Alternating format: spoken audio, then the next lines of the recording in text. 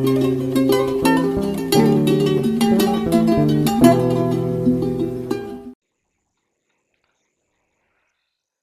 YouTuber, welcome back to another video. तो आज का जो हमारा टॉपिक रहने वाला है वो है क्लाउड के ऊपर। क्लाउड भी अब बहुत इंपॉर्टेंट होते जा रहा है धीरे धीरे। अगर आप उसमें नेटिव एप्लीकेशन या ट्रेडिशनल ऐप्स में काम करते हैं फिर भी आपको क्लाउड के क्वेश्चन पूछे जा रहे हैं, क्योंकि हर कोई एक सॉफ्टवेयर जो नया बन रहा है आज के डेट में, या कोई भी स्टार्टअप है, वो इंफ्रास्ट्रक्चर नहीं खरीद रहे हैं, वो क्लाउड पे ही जाते हैं। ठीक है, तो ये क्वेश्चन अगेन अमेजोन में पूछा गया। अमेजोन के हमने 2 क्वेश्चन ऑलरेडी देख लिए थे इस सीरीज में, और आज हम ये क्लाउड के ऊपर जो क्वेश्चन देखने वाले हैं, इसमें बहुत बेसिक क्वेश्चन पूछा गया है Amazon EC2, ECS, EKS and lambda के ऊपर। बेसिकली ये चार जो फैसिलिटी प्रोवाइड करता है AWS, इन पे ज़्यादा क्वेश्चन पूछे जाते हैं। ठीक है, अभी आप में से कई लोगों को ये पता भी नहीं होंगे ये क्या होता है, तो मैं पहले इन सब का थोड़ा सा आप लोग को विवरण दे देता हूँ। ठीक है, EC2 जो होता है ना, EC2 जिसे कहते हैं इलास्टिक क्लाउड कंप्यूट कहते हैं इसे। ठीक है, इसलिए टू टू लगा हुआ है, elastic, elastic, ELASTIC, elastic cloud, CLOUD compute, COMPUTE। तो यहाँ से निकल के आता है ई, 2 बार सी है तो EC2। ठीक है, इस तरीके से निकल के आता है। ये क्या है, ये एक टाइप की वर्चुअल मशीन होती है। जैसे आप अपने लैपटॉप में विंडोज चलाते हैं, वैसे आपको एक वर्चुअल मशीन प्रोवाइड करी जाती है क्लाउड के ऊपर। वर्चुअल मशीन है, ठीक है, वर्चुअल मशीन है। और इसमें इसका प्राइसिंग क्या होता है, इसका प्राइसिंग होता है जैसा जैसे आप इसको यूज़ करते हो। जैसे आपने इंस्टेंस, इंस्टेंस कहा जाता है उसको। ठीक है, बेसिकली इंस्टेंस, INSTANCE। कभी आपको प्रैक्टिकली करके भी दिखाऊंगा। ये मेरे पास अवेलेबल है अमेजोन के अकाउंट्स, और उसमें कई सारे इंस्टेंस रन कर रहे होते हैं मेरे, तो कभी दिखाऊंगा। उसको इंस्टेंस कहा जाता है। तो इसकी प्राइसिंग क्या होती है, जैसे जैसे आप इसको यूज़ करते हो, पे एज यू गो वाली जो प्राइसिंग होती है वो होती है पे एज यू गो। ठीक है, थोड़ा प्राइसिंग में चलता है। जैसे कि अगर मैं अपनी बात करूं तो मेरे को एक दिन में, मतलब एक दिन की प्राइसिंग मेरी 80 रुपीज़ आती है इंडियन करेंसी में। ठीक है, अराउंड $1 मेरे को पड़ता है ये। ठीक, उसमें जो मेरा सर्वर रन कर रहा है अमेजोन EC2 पे। ठीक है, अभी EC2 के बाद ECS। ECS क्या कहते हैं, ECS इसके बारे में भी पता होना चाहिए। ECS क्या करता है, ECS जो होता है इलास्टिक क्लाउड कंटेनर सर्विस होती है। कंटेनर सर्विस कहा जाता है इसको। इलास्टिक ई मतलब यहाँ पे most of the time elastic ही होता है, ELASTIC।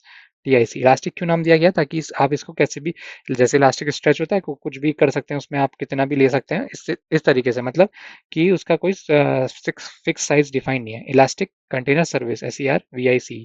अगर आपको कंटेनर सर्विस नहीं पता तो जैसे डॉकर्स है। ठीक है, डॉकर्स ये क्या करते हैं, जैसे कि आपने कोई एक एप्लीकेशन बनाया जावा में, ठीक है, और उसकी एक जार फाइल बनाई, तो आप क्या करोगे, उसको डॉकर के अराउंड कंपोज कर दोगे इस तरीके से। ठीक है, और उसका डॉकर की इमेज बना दोगे। डॉकर में उसको कहा जाता है इमेज। ठीक है, जैसे डॉकर की इमेज बनाई, और इसको डायरेक्टली आप जाकर के कहाँ इंपोर्ट करा दोगे, ECS में। ये क्या करेगा, ये आपका ECS में रन करने लगेगा। कैन EC, और ये किस में रन होता है, एट बैकग्राउंड में ECS रन किस में हो रहा होता है, बेसिकली EC2 में ही हो रहा होता है, क्योंकि वर्चुअल मशीन तो चाहिए, ECS उसमें रन हो रहा होता है। ठीक है, और या फिर फारगेट करके एक इनकी एक और सर्विस है, ये एडिशनल है आप लोग के लिए, इसमें क्वेश्चन में तो नहीं पूछेगी, फारगेट, FARGAT, लेकिन पता होनी चाहिए।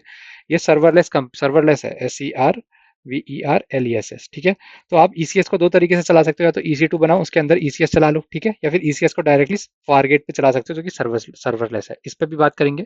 ठीक है, जो इनका तीसरा क्वेश्चन है, EKS की बात करी जाए अब तो EKS क्या होता है, अगेन ई स्टैंड फॉर, मैंने पहले ही बताया था, इलास्टिक होता है। ठीक है, हर बार जब भी आप ई दिखोगे AWS के अंदर स्पेशली, तो इसका मतलब इलास्टिक है। के मतलब यहाँ पे कुबरनेटीज है, K8S कहा जाता है, K8S कुबरनेटीज कहा जाता है। ठीक है, इसको जिसको नहीं पता है, KUBERNATES कुबरनेटीज सर्विस, SERVIC। ठीक है, इसको कहा जाता है K8S सर्विस। ठीक है, तो ये क्या करता है, ये कुबरनेटिस के जो वर्कलोड होते हैं उसका मैनेजमेंट करता है। ठीक है, मैनेज कुबरनेटिस सर्विस होती है। अभी ये पूरा जो है डेवऑप्स के अंदर आया जाता है। ठीक है, डेवऑप्स बहुत बड़ा टॉपिक है वैसे कुबरनेटिस, लेकिन अभी के लिए इनकी एक ये सर्विस प्रोवाइड करी जाती है। ठीक है, इसको अगेन आप क्या कर सकते हो, या तो AWS मैनेज कुबरनेटिस कंट्रोल में चला सकते हो, या फिर आप इसको फारगेट में चला सकते हो। ठीक है, K8S को, और या फिर अगर ज़्यादा ही जाना है ECS है तो उसमें भी चला सकते हैं।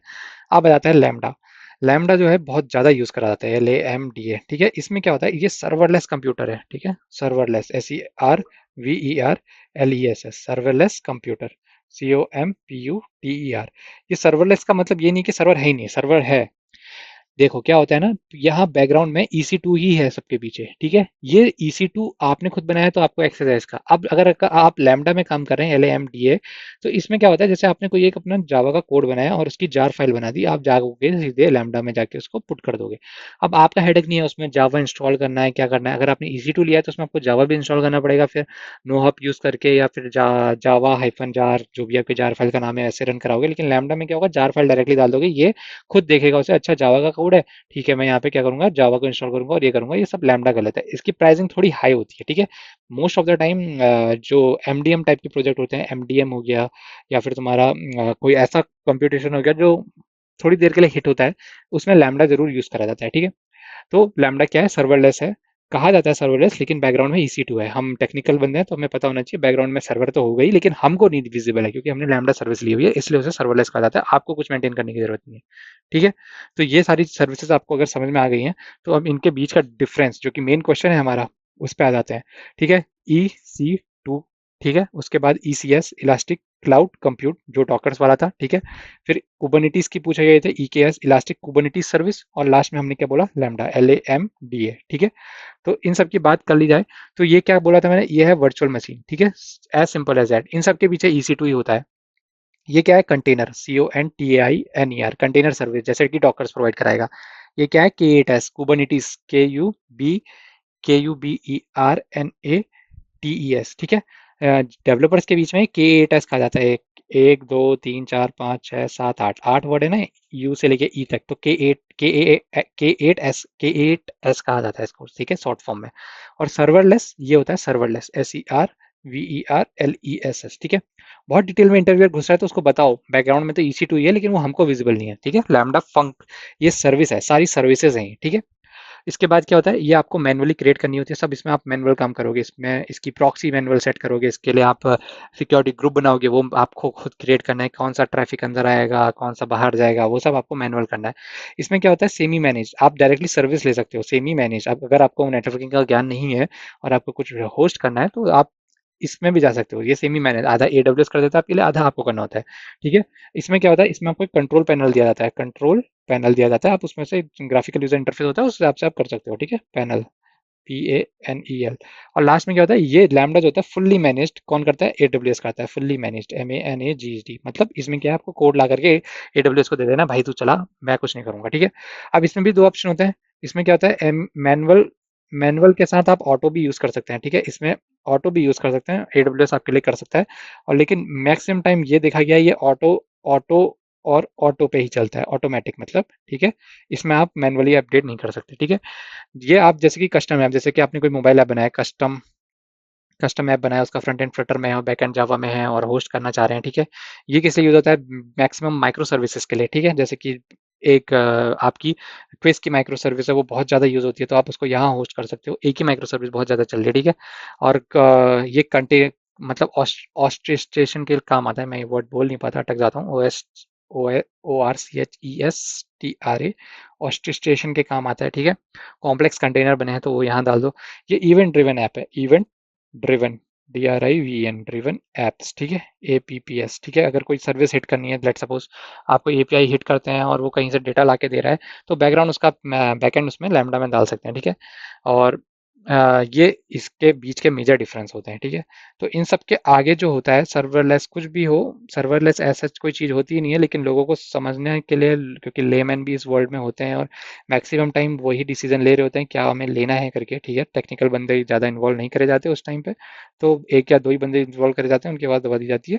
तो उस स्टेट में क्या होता है, उनको ये बताया जाता है ये सर्वरलेस है, ठीक है। लेकिन ऐसी चीज़ें नहीं होती हैं। ये मैंने आपको बता दिया है, इनके बीच का डिफरेंस बता दिया है, ये कौन कौन सी सर्विस है, सारी AWS की सर्विस है। अगर डेवलपर जाता है तो वो मैक्सिमम टाइम EC2 खुद बनाता है, ठीक है, क्योंकि आप उसको खुली मैनेज कर सकते हैं अपने हिसाब से। तो ये इसके बीच का एक टेबल बन गया है, ठीक है, आप इसको नोट कर सकते हैं। और AWS के ऊपर अगर और वीडियो चाहिए तो मुझे कमेंट सेक्शन में बताइएगा, और इसके और सिनेरियो लेके आऊँगा मैं, क्योंकि इसमें बहुत सारे क्वेश्चन बनते हैं, ठीक है। चाहे वो डेटा इंजीनियर के हो, जावा के हो, अभी जावा के साथ डेटाब्रिक्स बहुत यूज़ होने लग गया है, स्पार्क बहुत ज़्यादा यूज़ होने लग गया है। तो ये सारी चीज़ें बहुत ज़्यादा यूज़ हो रही हैं, इस वजह से ये काम करता है, ठीक है। तो आज का वीडियो यहीं तक रखेंगे। वीडियो पसंद आएगा तो लाइक से सब्सक्राइब जरूर करना, अपने दोस्तों के साथ साझा जरूर करना। मिलने कोई क्वेश्चन होगा तो कमेंट सेक्शन में आके